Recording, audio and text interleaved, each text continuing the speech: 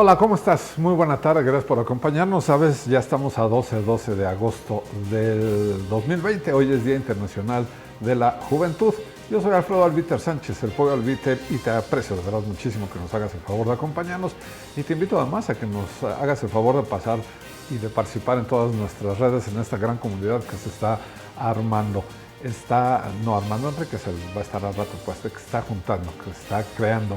Ahí está el Pico del Pollo.mx en Facebook, en YouTube, el Pico del Pollo Noticias. Ahí también estamos y también estamos permanentemente en Twitter, que es @elpicodelpollo1.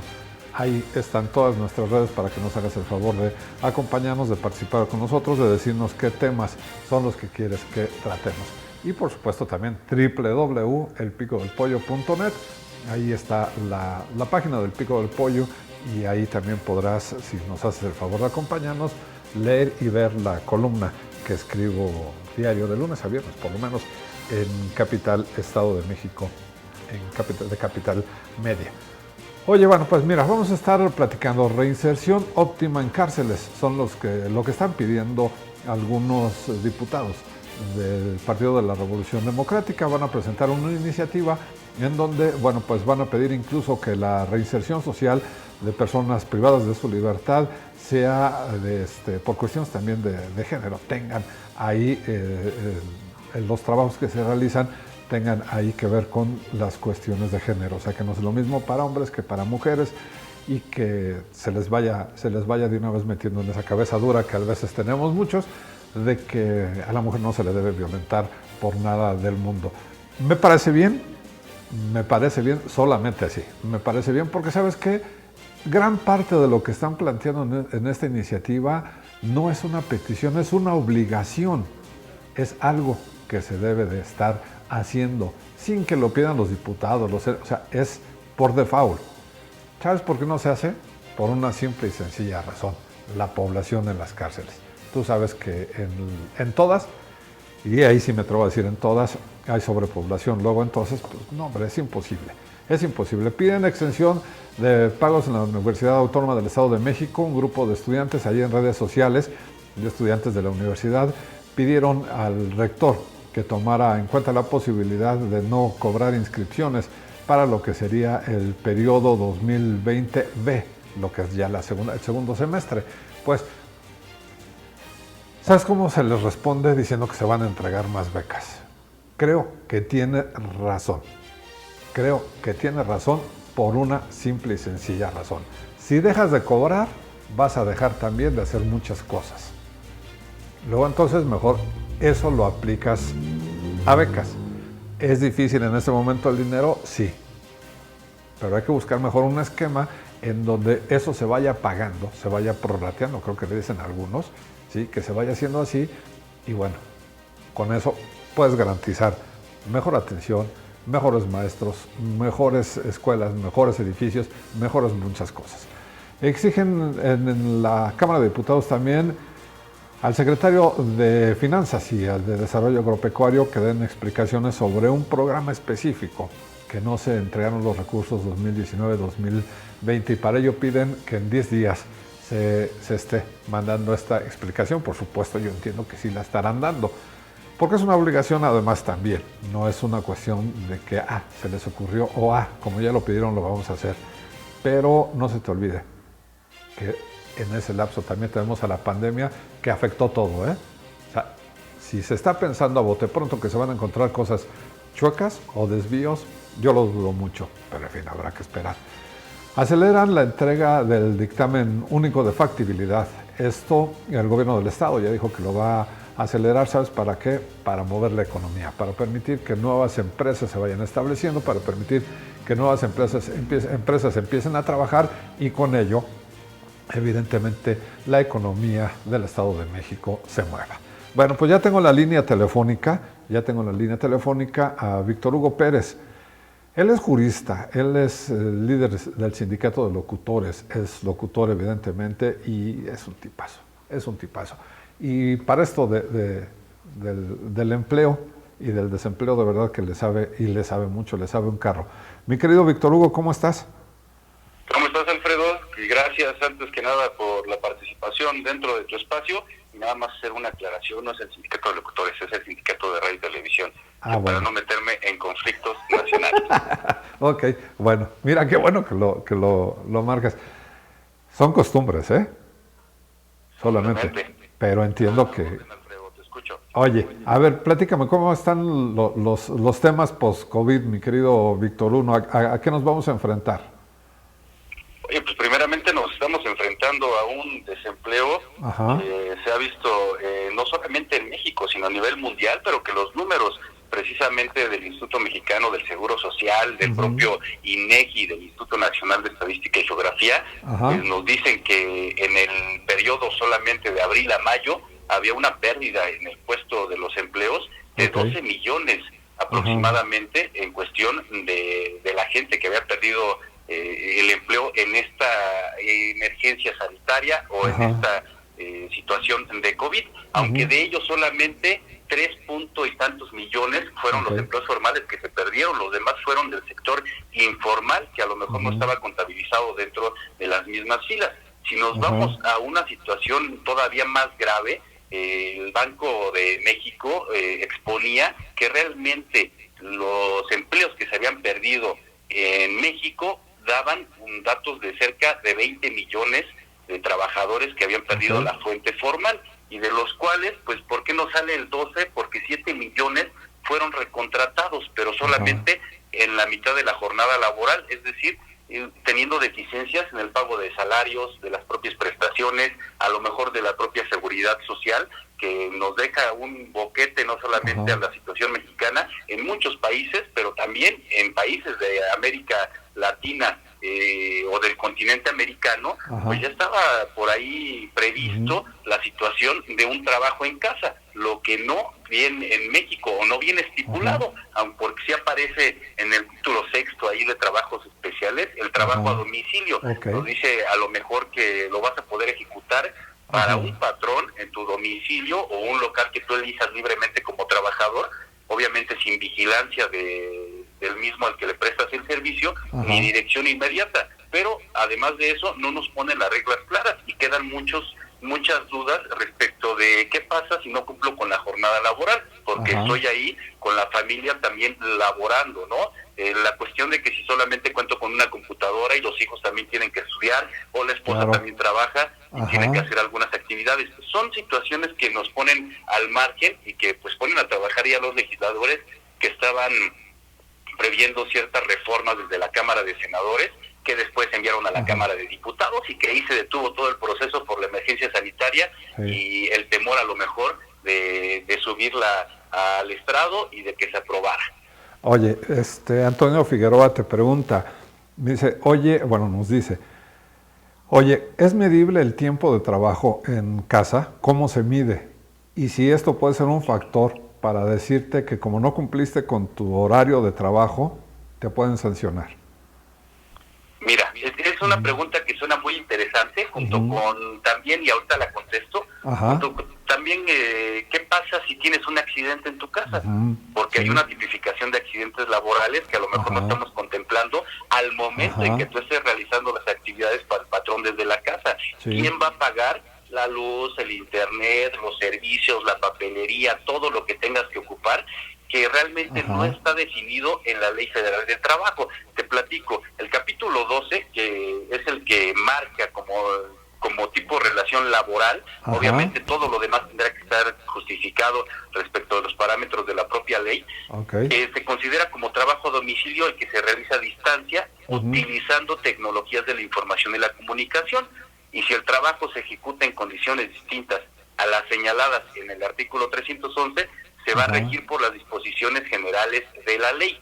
Pero ¿qué pasa en el caso que él nos decía? Algunos empresarios decían, pues vamos a medir el tiempo de acuerdo a la forma en la que está conectado, ya sea en la computadora, ya sea en la tableta, en el software que le pusimos en el teléfono celular, pero no tienes una forma de medir realmente si el trabajador estuvo atento las 8, las 6 horas, las 9 horas por las cuales se contrató para prestar el servicio. Donde sí puedes medir la situación de lo que está sucediendo es en la parte de la productividad, que realmente la productividad no esté mermando y que siga siendo la misma que cuando estabas en tu centro de trabajo. Muchos empresarios han apostado por la parte del teletrabajo, que es la reforma que presentan en la Cámara de Senadores, que se aprobó, que la de diputados en comisiones ya también la aprobó, pero no la ha subido al Pleno para que se apruebe por la emergencia sanitaria. Pues consideran algunos de estos aspectos, tanto cómo vamos a medir la jornada, qué va a pasar en caso de riesgo de trabajo aunque estés en tu domicilio. Hay que adecuar dentro de tu domicilio los estándares necesarios para que puedas cumplir con el objetivo que se requiere, para que tengas la productividad que se necesita, y algunos otros factores como el pago que sea similar al de una persona que está saliendo a trabajar y que se encuentra también en el centro de trabajo, que está haciendo las mismas funciones que tú estás realizando desde tu casa. Hay todavía muchas cosas que estar atendiendo y dentro de ellas lo que dice la Organización Internacional del Trabajo, que si vamos con los tiempos, pues México se está quedando corto en relación a que señala la OIT que del 25 al 30% de los trabajadores a nivel mundial van a estar teletrabajando en lo que se refiere a finales del 2021. A lo mejor no toda la jornada laboral, no todos los días de la semana, pero sí entre 3 o 4 días de la semana trabajando desde su casa, compartiendo actividades con la propia empresa. Pues es una pregunta muy importante que tendrán que definir los legisladores,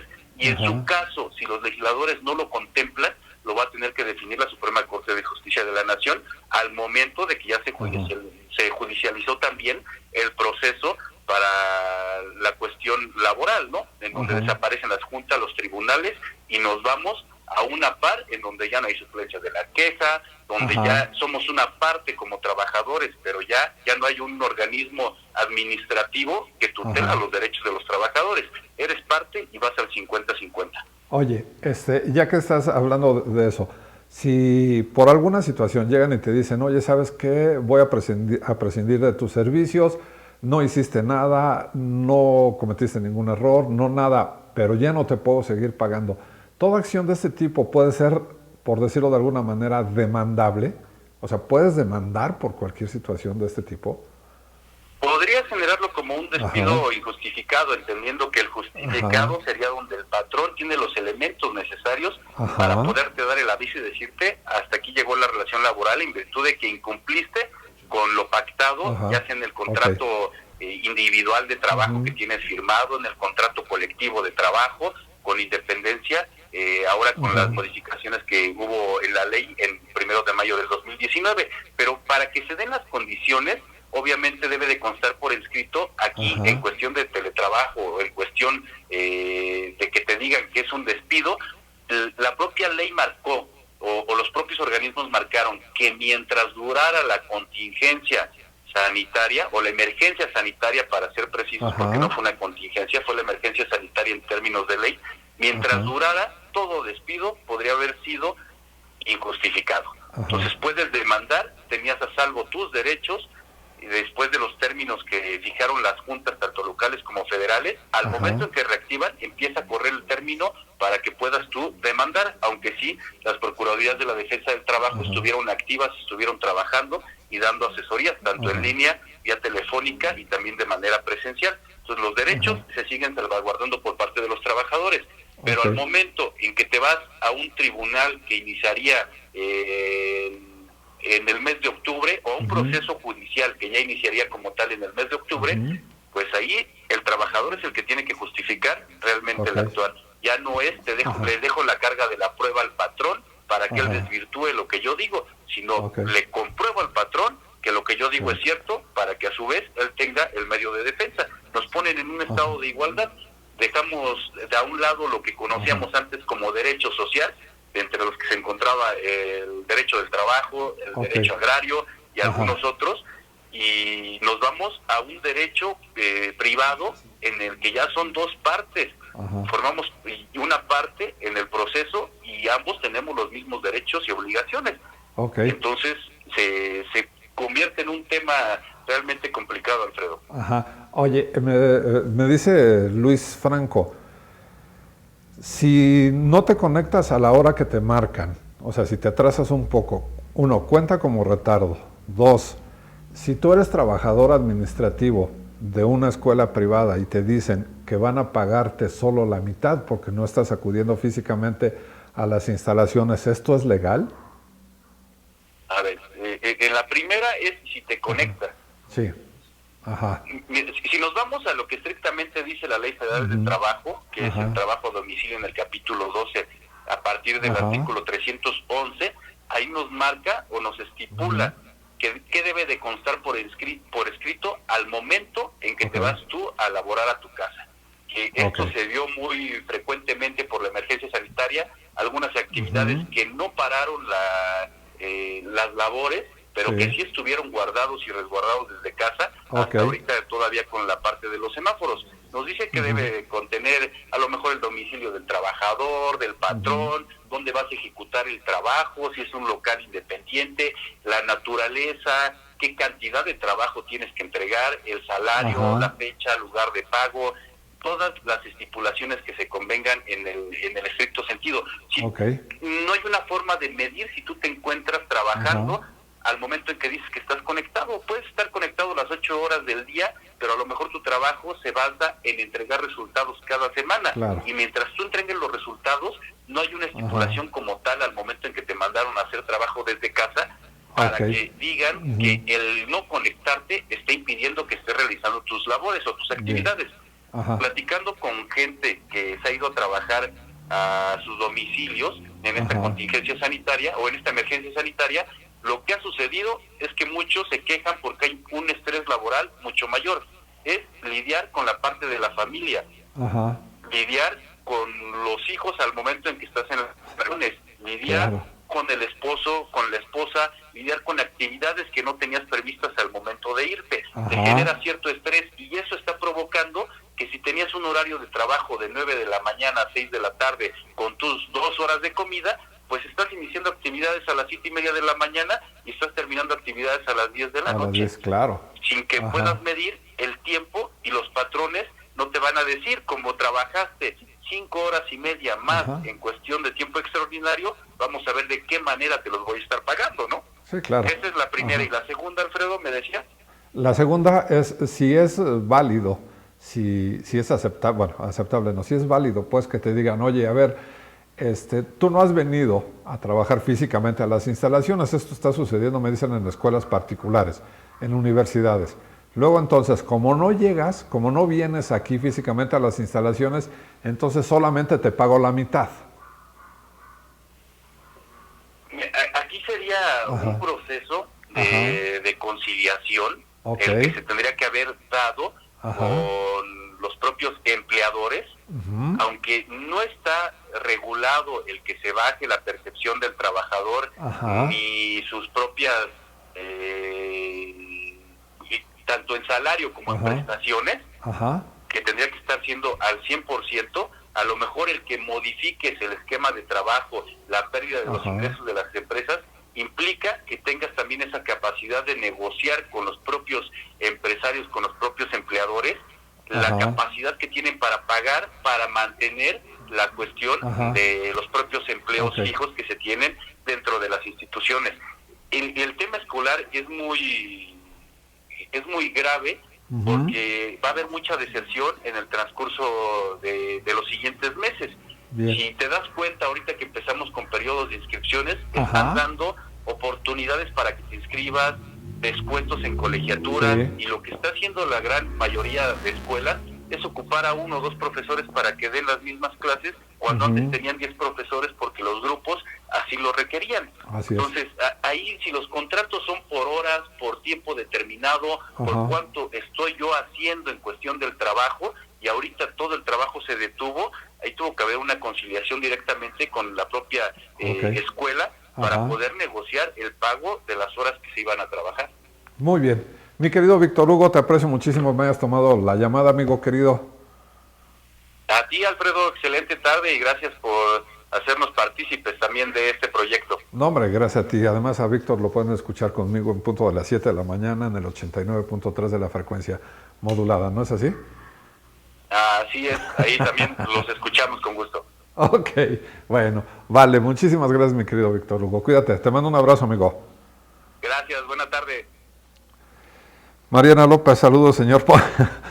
Mi querida Mariana, muchísimos saludos también para ti. Oye, vamos a dar un poco el giro al tema que estamos tratando de lo laboral. Que bueno, ahí ya sabes, ya te dijeron cómo está el tema. Ya Víctor Hugo nos estuvo explicando cómo está el tema. Me quedó claro en esto último. Si tú estás de acuerdo, si a ti te dicen, oye, vas a laborar solamente 4 horas en lugar de las 8 horas que estabas dando antes clases, solamente vas a laborar 4, entonces luego te voy a pagar esas 4, no las 8. Si tú aceptas, está bien. Si no lo aceptas, es donde creo que empiezan a darse las situaciones, y por lo cual decía Víctor Hugo, terminas en el lugar donde debas en la Junta de Conciliación y Arbitraje, si no mal recuerdo, ahí terminas para decir, a ver, la empresa dice, no tengo para pagarle todo el tiempo porque no me está generando lo que antes generaba, y obviamente las cosas no están iguales que antes. Luego no puedo pagar esas 8 horas, le puedo pagar 4. Y el profesor puede decir, bueno, sí, pero mi tiempo me reclama más tiempo, más espacio en lo que preparo la cátedra, en lo que me adecuo, en lo que gasto, ya lo decía Víctor Hugo también, de luz, de internet, en la depreciación de mi computadora, en fin, todo ese rollo. Si no te pones de acuerdo, bueno, pues entonces sí podría ser ahí una situación de romper la relación laboral, y en ese rompimiento de la relación laboral, bueno, pues es estar buscando otras oportunidades, tanto para ti como para la propia empresa, que en este caso estamos hablando de escuelas particulares, de universidades concretamente particulares, ¿no? Pero es una decisión que también, o más bien es una decisión muy personal en cuanto a que tú la tienes que dar. Sí, puedes consultarlo con tu esposa, puedes consultarlo con tus hijos, con tu hermano, con tu mamá, o sea, dependiendo de tu situación. Pero a final de cuentas tú eres el que vas a decir sí quiero o ya no quiero. Entonces mejor le dejamos para la próxima. Bueno, ayer estuvo en el pico más alto. En el pico más alto estuvo la información de que Emilio Lozoya Austin, el que fuera director general de Pemex, presentó una denuncia en la Fiscalía General de la República en contra del expresidente de Enrique Peña Nieto y en contra del exsecretario de Hacienda Luis Videgaray Caso. Ya sabes, corrió como reguero. El fiscal Gertz Manero dio una conferencia, una mini conferencia, emitió un mensaje, porque no fue conferencia. Emitió un mensaje en donde daba a conocer que Emilio Lozoya había dicho que la lana de Odebrecht se había utilizado para sobornar, y que además estaban relacionados senadores y diputados y un secretario de finanzas de un partido político, y que wow, ¿sí? Lo que no dijo es que este delito, tengo entendido, y ahorita lo platicaremos también, aunque Armando no es jurista, pero ya lo estaremos platicando con él, que es un delito ya prescrito, ¿eh? Mi querido Armando, ¿cómo estás? Buena tarde. Escuchándote, mi querido Alfredo, con el gusto, con el placer siempre de estar contigo, con Paris, con el equipo y por supuesto con la audiencia, y no pudiendo menos que coincidir contigo. Un delito que ya prescribió, y muchos de los que va a plantear el propio Emilio Lozoya Austin. Ok. Oye, pues dicen que es un delito que prescribió. El INE en su momento, me estaba tratando de acordar de eso, Armando, ayúdame por favor. En su momento también presentaron ante el INE esto, y el INE investigó y dijo, a ver, no hay lana aquí que no deba de estar, entonces caso cerrado, otra cosa. Ahí no fue el INE necesariamente, el INE ni siquiera tiene esa función. El Tribunal Electoral determinó en uno de los alegatos del hoy gobernador de Chihuahua, Javier Corral, ante imputaciones hacia la campaña, que no había encontrado indicios de lo que planteaba el propio Corral. Sí. Pero eso es solo una parte de lo que hoy está vociferando Emilio Lozoya. Creo que faltan muchas cosas por determinar, por desmenuzar, porque las propias autoridades competentes en cada una de las áreas hagan su trabajo y determinen hasta qué grado es cierto lo que un presunto delincuente como Emilio Lozoya está hoy diciendo al amparo de una figura que es la primera vez que conozco yo de su existencia en la legislación de nuestro país, ante lo planteado por el propio presidente de la República y por el fiscal general de la República, respectivamente Andrés Manuel López Obrador y Gertz Manero, don Alejandro. Don Alejandro, sí. Oye, vamos a entrar al tema que te encanta, Armando, al tema de la política. ¿Qué momento, no? ¿Qué momento para dar a conocer esto? ¿Cómo se va preparando todo? ¿Cómo se va ampliando? ¿Cómo va tronando y va alcanzando muchísimo espacio mediático? Sí, por supuesto. Eso se lo dejamos a los que son políticos, ellos que lo determinen, pero sí es un momento álgido en la política nacional, es un momento álgido en el proceso electoral que está a punto de arrancar en unas cuantas semanas, y que me parece habrá de evidenciar esa necesidad de Andrés Manuel, lo repito y lo voy a reiterar toda mi vida, de permanecer en el consciente colectivo de los mexicanos con una percepción que él pueda considerar adecuada, y no como ha venido sucediendo, la picada de estos últimos 18 meses acentuada por los tiempos de pandemia, con la consabida pérdida de intención del voto para su partido. Creo que más allá de eso, habrá quien, por supuesto, le conceda más méritos a lo actuado por el propio Gertz Manero, a lo dicho por Andrés Manuel en el caso de Lozoya, pero en cualquier caso, mi querido Alfredo, yo prefiero esperar los resultados, prefiero esperar, que estoy seguro que una vez más tendré que decirlo, ya lo habíamos planteado de esa manera, lo que me parece tan solo un show mediático, y que no va a traer ni a declarar a Enrique Peña Nieto, ni a declarar a Luis Videgaray, y por supuesto, más allá de ellos, creo que no se va a lograr ningún otro efecto que valga la pena y que determine de alguna manera una verdadera lucha, un verdadero combate contra la corrupción. Me parece que esto es mediático y es a los intereses y al contentillo fundamentalmente de López Obrador, y con un personaje como Alejandro Gertz Manero haciéndole el juego, por más que ambos a diario digan, o por lo menos cada vez que tocan el tema, que la Fiscalía es autónoma, cuando reiteradamente cualquier personaje, no solo el fiscal de la República, no solo el presidente de México, se refieren a un hecho en términos, como es el caso de la autonomía de la Fiscalía, pues me parece que lo que están evidenciando es que no es muy autónoma, que digamos.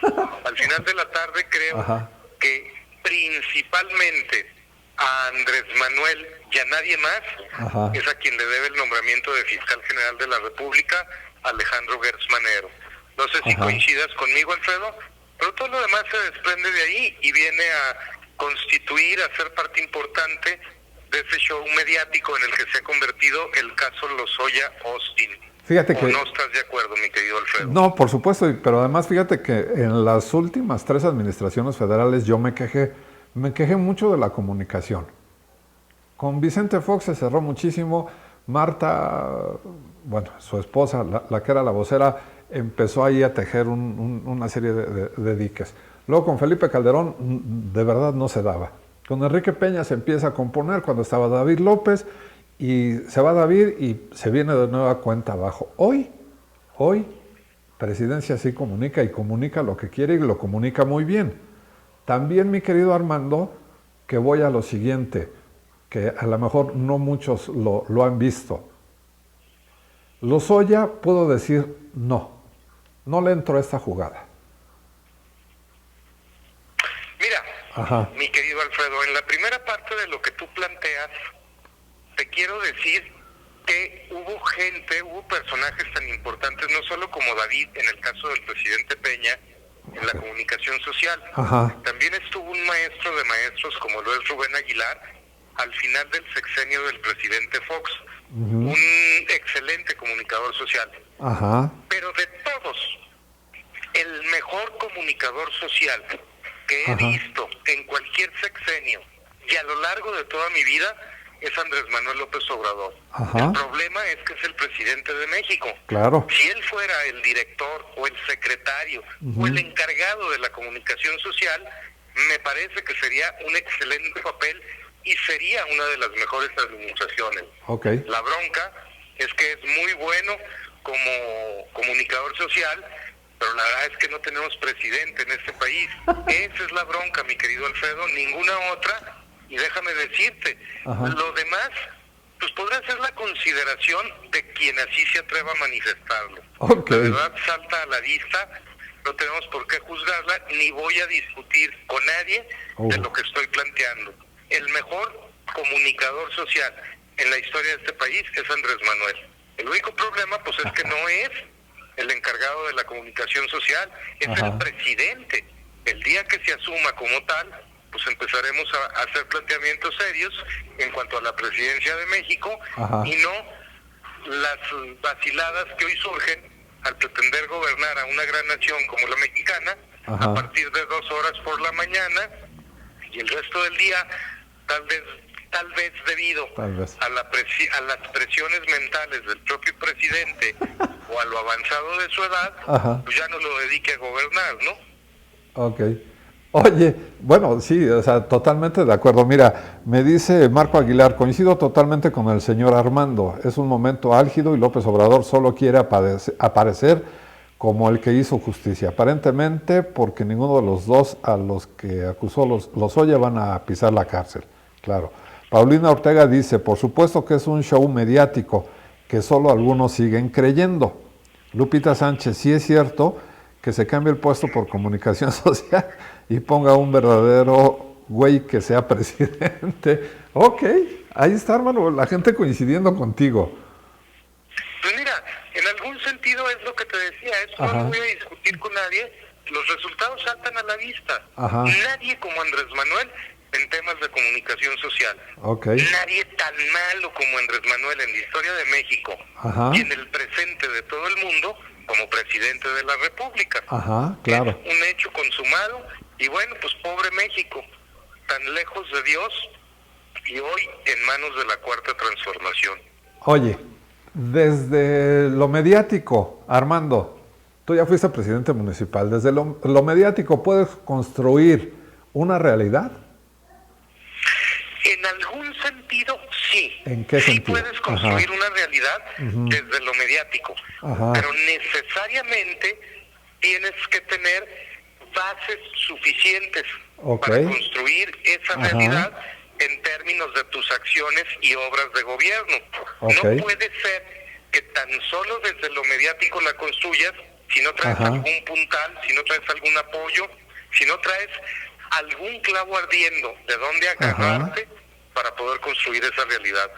Es ese clavo ardiendo en la pared lo que le ha faltado a Andrés Manuel para sostener una realidad que solo existe en su mente, que me parece que por lo demás, pues bueno, todos padecemos a diario inseguridad, miedo a la pandemia, falta de economía en nuestras familias, en nuestras finanzas personales. Perdón, Armando, perdóname que te interrumpa. ¿Quién sea el pueblo feliz al que hace alusión cada que puede el propio presidente? Perdóname que te interrumpa y le pido a producción solamente esta pregunta, mira, porque se me hace muy interesante. Felipe Sánchez dice, señor Poño y señor Armando, ¿qué hacemos para quitar a este presidente nefasto? Mira, quitarlo me parece que va a ser muy difícil, no lo contempla nuestra legislación, y pues como todos sabemos no tenemos los elementos ni siquiera para pensar en construir una mayoría. Lo que sí podemos hacer es quitarle poder. En primer lugar, desde la sociedad civil organizada, a través de organizaciones no gubernamentales, a través de la organización propia vecinal, colonia municipal, en redes a nivel nacional, presionar para que lo actuado por Andrés Manuel no se repita, para ver si podemos retomar el rumbo. Y bueno, el poder más amplio que tiene el pueblo de México para poder frenarlo de aquí a ese que se antoja fatídico camino rumbo al 2024, donde habrá de terminar su sexenio, pues necesariamente transita por la elección del año próximo.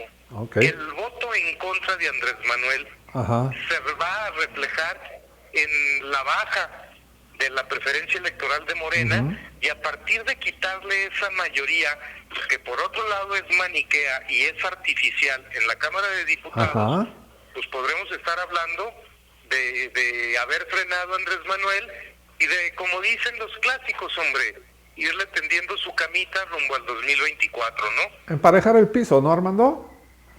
¿Perdón? Emparejemos el piso. Sí, por supuesto, pues claro. Darle una emparejadita porque hoy sí estamos muy desbalanceados. Muy bien, mi querido Armando, te mando un abrazo. Muchísimas gracias. Oye, antes de irme, a ver, solo quiero enviarle toda mi solidaridad en estos momentos a Luis Miranda Nava, a su familia, por el sensible fallecimiento del ex presidente del Poder Judicial del Estado, el señor magistrado y notario don Luis Miranda Cardoso. Mi solidaridad absoluta a Luis Miranda y a su familia. Un abrazo para ti, mi querido Alfredo, y para toda la audiencia. Como siempre es un placer platicar contigo, mi querido Armando. Pásala bien, cuídate mucho. Muchísimas gracias, hasta luego. Mariana López, muchísimas gracias. Mariana César Carmona, saludos también para ti, mi querido César. Magda Torres, saludos, y también Enrique. Gracias, de verdad, muchísimas gracias por haber participado, por haber estado con nosotros. Oye, se puso sabroso el tema, pero es que de verdad da muchísimo para más. Gracias a producción que permitió que nos extendiéramos. Sobre todo gracias a ti, que nos hiciste el favor de acompañarnos. Invitarte a que el próximo viernes nos acompañes, y si descansas en Colchones Atlas, mucho mejor, la vas a pasar muy bien. Y mira, Armando descansa en Colchones Atlas, por eso es así de jiribilla. Cuídate mucho, pásala bien. Shalom.